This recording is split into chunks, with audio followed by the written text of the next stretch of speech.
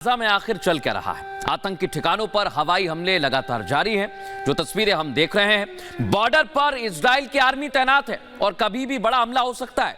टैंकों और सैन्य वाहनों का जमावड़ा लगा हुआ है, जो हमारे सहयोगी गुरसिमरन दिखा रहे थे। उत्तरी गाजा से लोगों का पलायन भी सामने आ रहा है।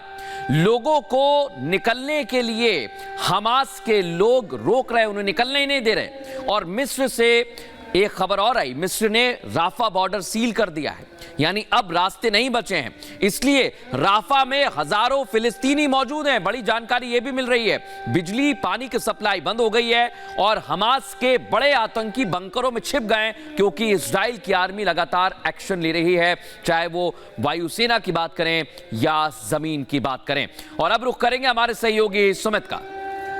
बिल्कुल बिल्कुल, अब अहम जानकारी आप यहां पर दे रहे हैं। वहीं बड़ी खबर आपको बता दें, लगातार जिस तरीके से बड़े अपडेट सामने आ रहे हैं, अलग अलग मोर्चों पर इजरायल युद्ध कर रहा है। बड़ी खबर अब ये कि लेबनान सीमा पर भी इजरायली टैंकों को तैनात कर दिया गया है। इजरायली जो टैंक हैं अब लेबनान सीमा पर भी तैनात हो गए हैं। भारी फोर्स की तैनाती की खबर भी यहां पर मिल रही है। दरअसल लेबनान की तरफ से लगातार हिजबुल्लाह आतंकी संगठन हमले कर रहा है और इसे लेकर इजराइल की तरफ से भी हमले लगातार अब यहां पर हो रहे हैं। अब भारी फोर्स को यहां पर डिप्लॉय किया गया है, यहां तक कि जो टैंक हैं उन्हें भी अब यहां पर तैनात किया गया है और साथ ही भारी फोर्स को भी इजराइल की तरफ से लेबनान की तरफ तैनात किया जा रहा है। तो जो स्थितियां है वो ये कि अलग अलग मोर्चों पर युद्ध इस वक्त इजराइल लड़ रहा है। और लेबनान सीमा की अगर हम यहां पर बात कर रहे हैं तो वहां पर भी टैंकों की तैनाती इस वक्त कर दी गई है। ये बड़ी खबर, बड़ी जानकारी इस वक्त मिल रही है। तो हालात जो है वो लगातार तनावपूर्ण बनते हुए और इजराइल हर एक मोर्चे पर अपनी पूरी तैयारी के साथ यहां पर उतरता हुआ नजर आ रहा है और हर ओर उसने चेतावनी जारी की है। लेबनान को भी उसने पहले ही चेताया था